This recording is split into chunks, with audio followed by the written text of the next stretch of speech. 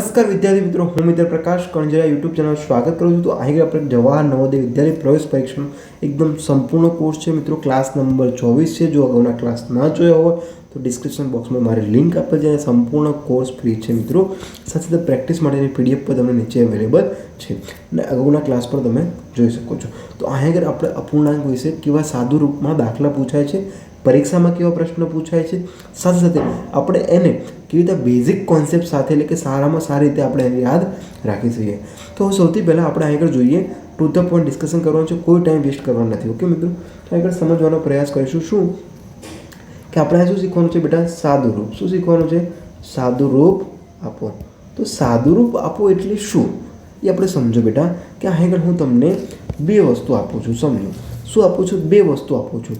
For example કહું 3 + 2 × 6 ભાગ્યા 2 વત્તા ગુણ્યા 3 વત્તા 2 માઇનસ 2 બરાબર જવાબ મને કહો. તો સાહેબ તમને આ કન્ફ્યુઝ થશો. કેમ બેટા? કે આગળ તમને આવી રકમ આપેલી છે. આવું તમને 5મા ધોરણમાં તમારી ચોપડીમાં આવતું નથી. ઓકે મિત્રો, પરંતુ આગળ શું છે? એક સ્પર્ધાત્મક પરીક્ષાની તમે તૈયારી કરો છો. તો જે સ્પર્ધાત્મક પરીક્ષાની તૈયારી કરો છો તો એ પ્રમાણેનું તમારું માઇન્ડસેટ પણ હોવું જોઈએ બેટા. તો આગળ સમજશું આપણે શું કરવાનું છે કે ચલો આગળ કયો નિયમ લાગશે બેટા? તો ભાગુસબા. એટલે કે સૌથી પહેલાં બેટા શું થાય છે? ભાગાકાર, પછી ગુણાકાર, પછી સરવાળો અને પછી બાદબાકી. તો આગળ સમજો શું છે બેટા કે આગળ જ્યારે પણ નિશાની હોય ને બેટા, આ નિશાની હોય ને એની આજુબાજુની ધારો કે એક્સ હોય, ધારો કે એ આગળ કોઈ સંખ્યા હોય ને આ સંખ્યા હોય તો આ બંનેને લેવાની હોય બેટા. શું કરવાનું હોય છે? એ બંનેને લેવાની છે. ફોર એક્ઝામ્પલ માની લો બેટા કે આગળ 6 અને ભાગ્યા 2 છે. તો સૌથી પહેલાં ભાગાકાર કોની વચ્ચે થશે? 6 ભાગ્યા 2. ખબર પડી ગઈ? તો આનો જવાબ બેટા કેટલો થશે? 3. ચલો હવે જે ભાગાકારની નિશાની છે ના નથી. તો ચલો હવે આ દાખલાને કેવી રીતે સોલ્વ કરીશું? ખબર પડી ગઈ તમને? સૌથી પહેલાં ભાગાકાર થશે. ચલો ભાગાકાર થઈ ગયો તો લખો 3 + 2 ગુણ્યા આ જગ્યાએ 3 ગુણ્યા 3 વત્તા 2 માઇનસ 3 બરાબર આમ કરો. ચલો હવે જો બેટા શું છે કે 2 3 6 6 તરી 18. ખબર પડી ગઈ? કેટલા થઈ ગયા? 18. તો લખો 3 વત્તા 18 વત્તા 2 માઇનસ 3. ઓકે, આટલું થઈ ગયું બેટા.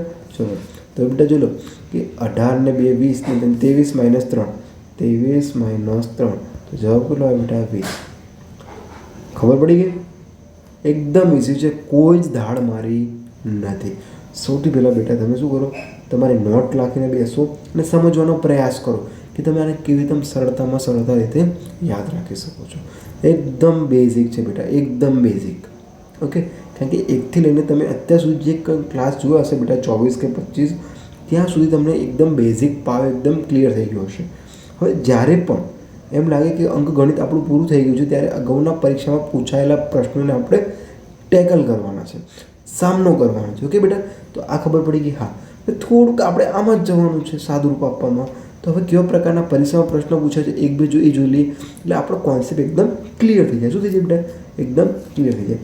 ફોર એક્ઝામ્પલ બેટા 25/3 માઇનસ 26/2. ચલો આવો કરો. ચલો આની જગ્યાએ 3 લઈ લો. ચલો 3 લઈ લો તો ડાયરેક્ટ થઈ જશે. કેમ કે જ્યારે છેદ સમાન હોય તો 25/26 જાય તો -1/3 બેટા. બટ અહીં આપણે આવું નથી કરવું. શું કરવું છે સમજો. અહીં લખો 25/4 પ્લસ 6/5.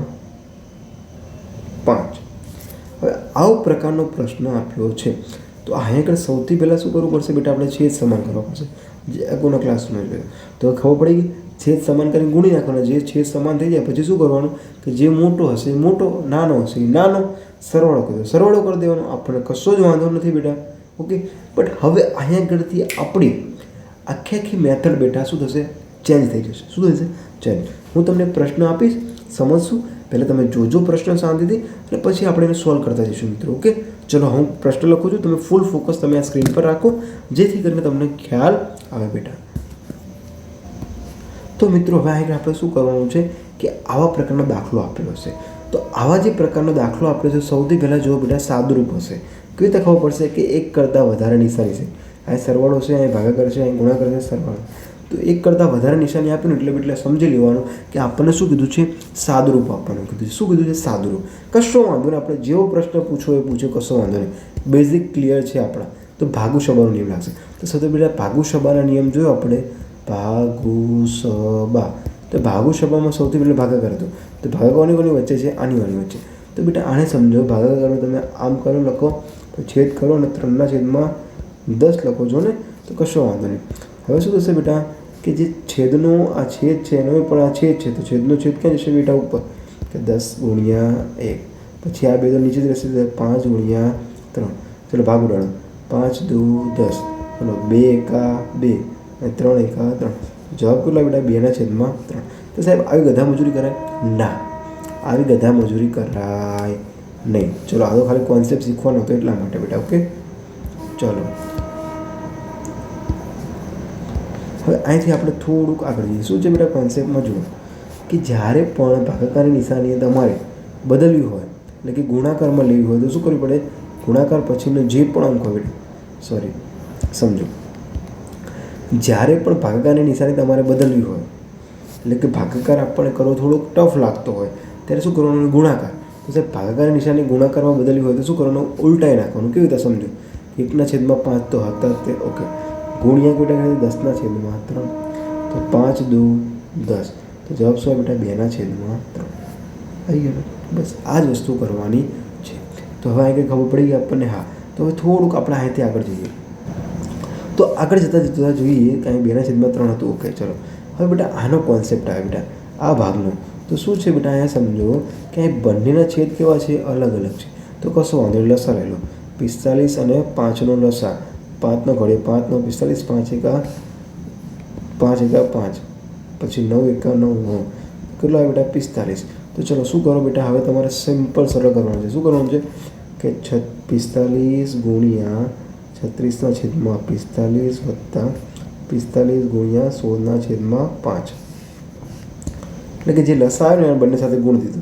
તો 45 એકા 45 અને 5 × 9 45. તો ચલો બેટા શું વધ્યું, 36 એકા 36 વત્તા 16 × 9 144/45. આટલું ખબર પડી ગઈ. હા, તો બેટા શું છે, 36 વત્તા 144 કરવાના છે. જે જવાબ આવે એટલે કે 144 વત્તા 36, 6 4 10 100 વધી પડી 1, 4 ને 5 ને 3 8 અને 180. કેટલો જવાબ આવ્યો, 180/45. તો સમજો બેટા કે આપણો આ જવાબ આવ્યો નથી. આપણે શું કર્યું, ઓનલી ફોર આટલા ભાગનું શીખ્યા. શું બેટા, આટલા ભાગનું શીખ્યા. તો હવે આપણે શું કરશું, થોડુંક આગળનું સ્ટેપ જોઈએ. ઓકે, ચલો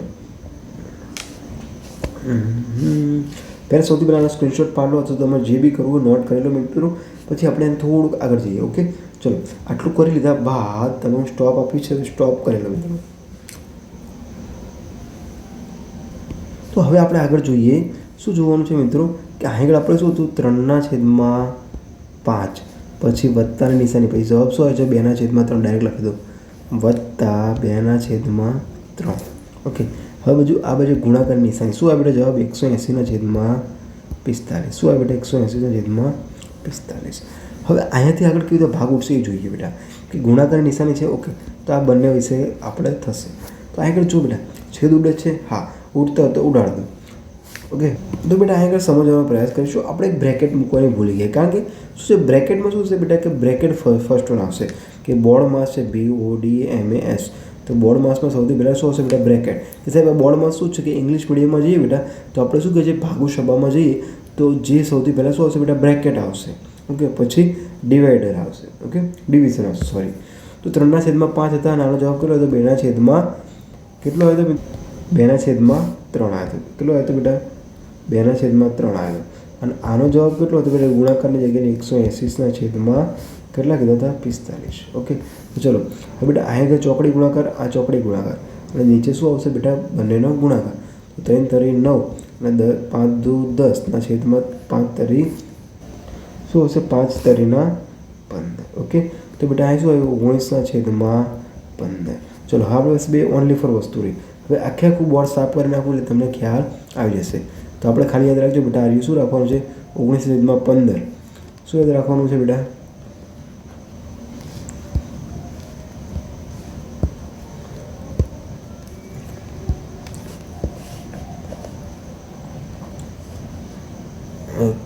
સરસ સરસ.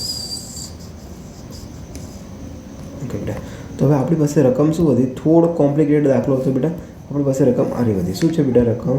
કે 19/15 ગુણ્યા 180/45. આવી આપણે રકમ મળી છે. તો બેટા હવે સમજો, આગળ બંનેના છેદ કેવા છે? અલગ અલગ. ભાગ ઉઠતા હોય તો જુઓ, ના ઉઠતા હોય તો જુઓ.